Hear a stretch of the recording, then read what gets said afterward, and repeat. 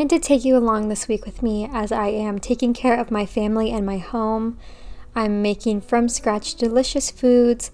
I am going to share about how I clean my home with natural cleaning products, and also I'm going to show you a DIY project I worked on.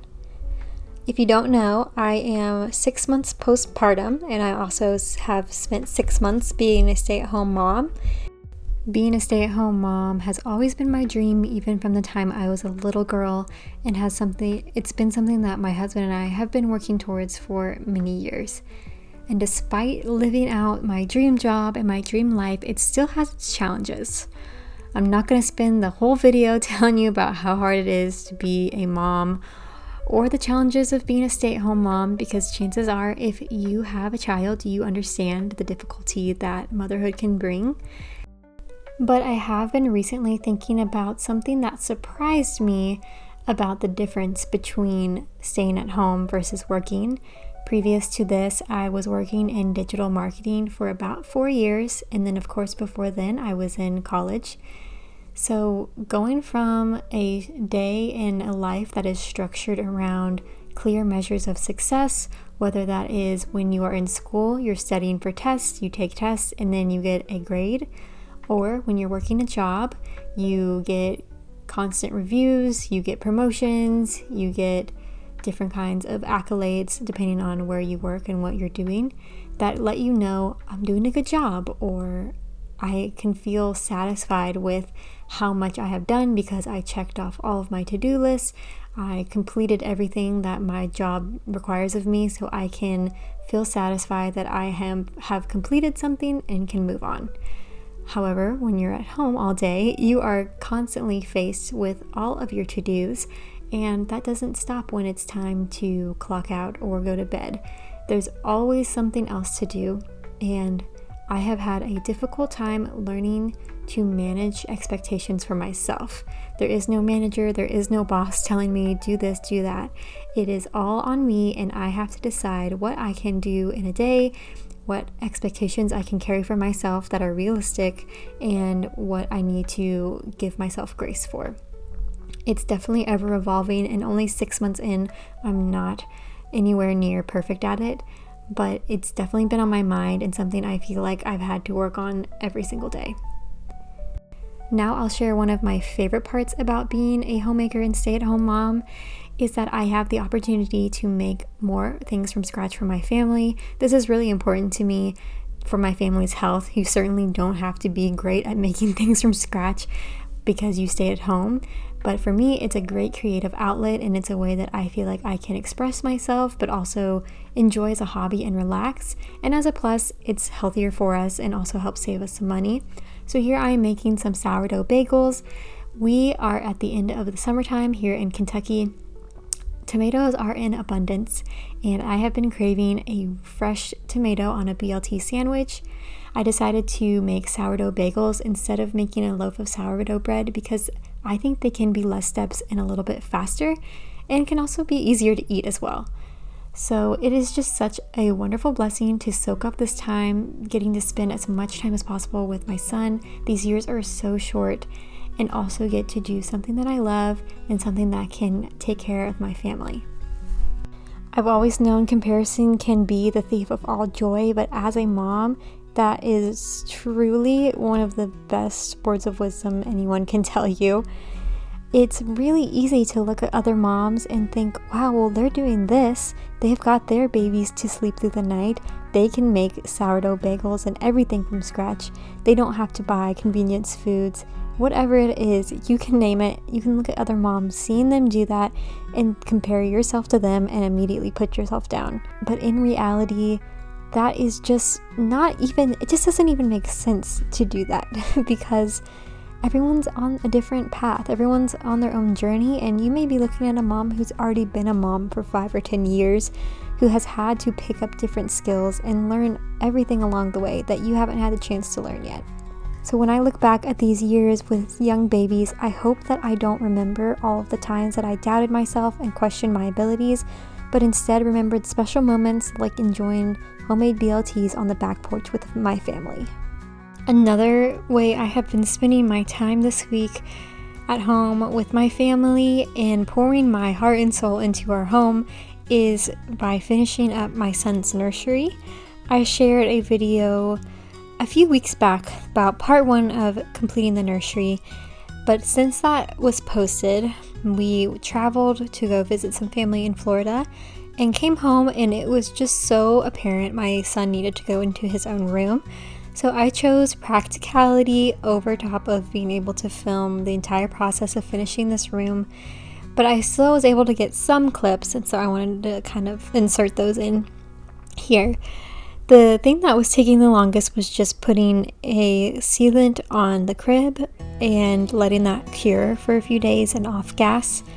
But also I decided to put up some wallpaper that looked like beadboard, and hindsight being 2020, I completely regret this, and I totally should have just bought regular beadboard, nailed it up on the wall, and called it a day, because it is so finicky trying to put up wallpaper. I now understand why people don't like to do it. As you know, the first sheet that I put up, I thought, this is so easy. How could this be so terrible? It was, and I just dreaded it, and I had to really force myself to finish this wall because I had already committed to putting it halfway up, and it just had to be done. But it looked really bad until we got a chair rail to put on top of where I wanted the wallpaper to stop. And once we installed that, I actually had a lot of hope, and I really like how the room came together.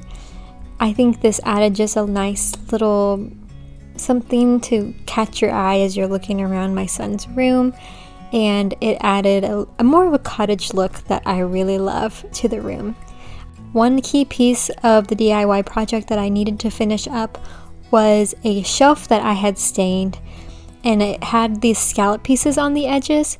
They were a little too long, so I had my husband cut them up for me to be the correct length. And then I just hot glued the scalloped edges onto the shelf. I really needed something that was an easy win after fighting with that wallpaper and fighting with the staining of the crib. And this was probably the thing that was closest to my vision when I imagined what I wanted his room to look like.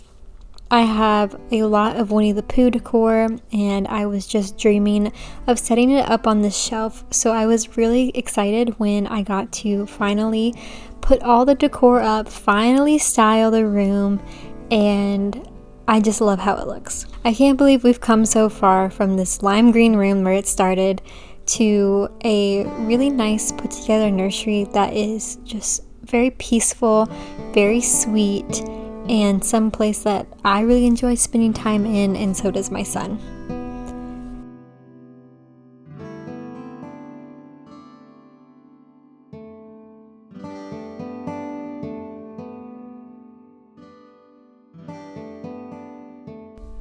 I was talking earlier about adapting to change as a mother, and one big change that's happened in my house is my son is eating solid foods.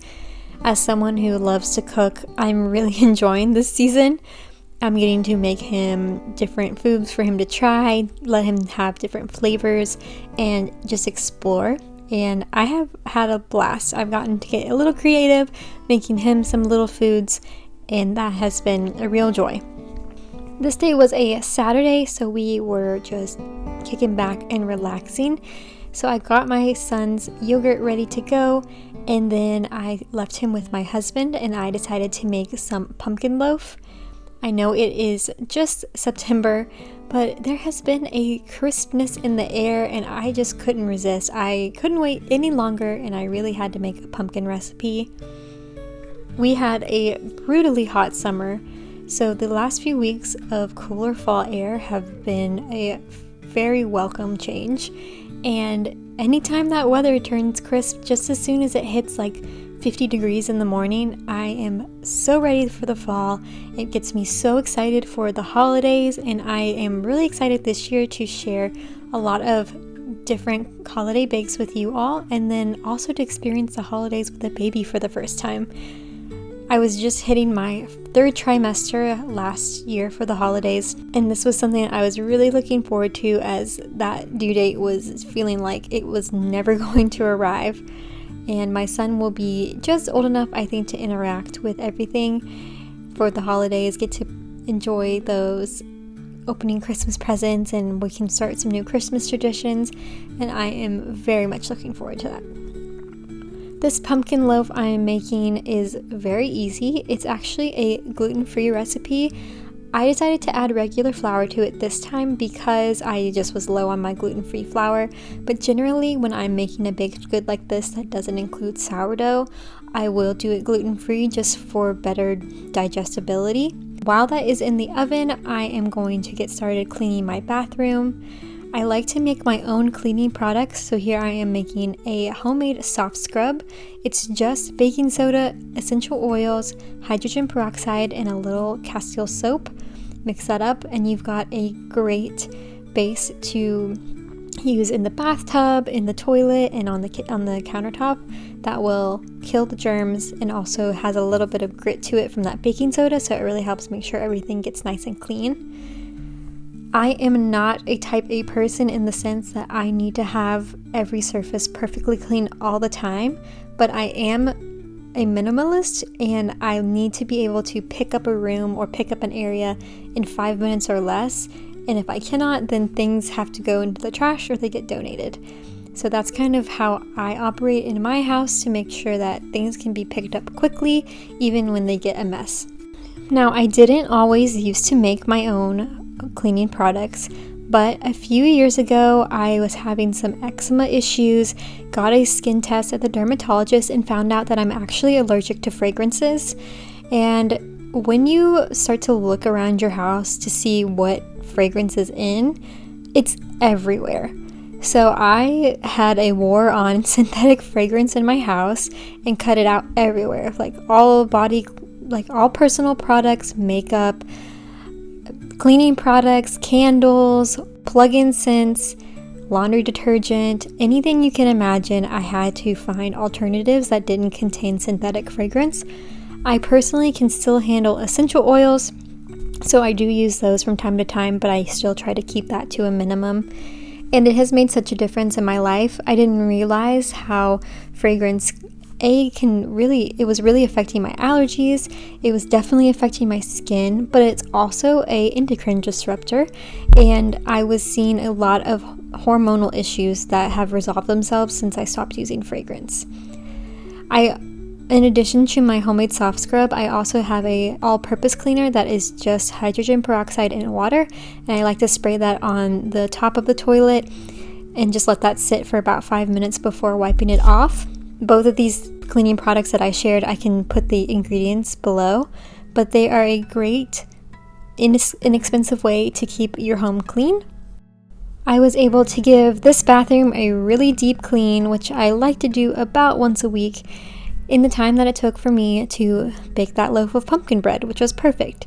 So I headed back into the kitchen, pulled that out, and let that cool for a few hours.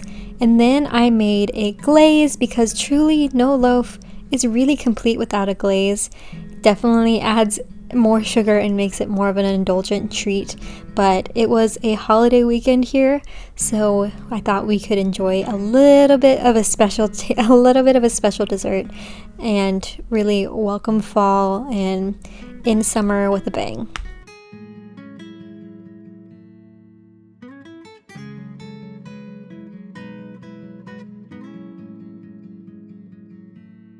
Now, I am notorious for making desserts, eating a piece of it, and then saying, I'm all done.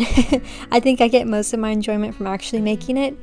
So I always have friends that I really love to share treats with. So I'm going to cut up half of this loaf and bag it up and take it over to my friends who are also very ready for fall and I knew would enjoy this. Reflecting back on this video, I know that I am still learning so much as a homemaker, especially how to give myself grace, manage my time well, and set realistic expectations. I'm so grateful you decided to spend the week with me, letting me share my heart for homemaking. If you're a young mom, I would love for you to say hi in the comments so that we can band together and go through this experience together. And if you're a mom who has more experience, please leave us your best advice in the comments. If you enjoyed this video, I'd love for you to subscribe. There's lots of more cozy homemaking, from scratch baking, and natural living content coming your way. I'm wishing you a cozy weekend, and I'll see you next time. Bye-bye.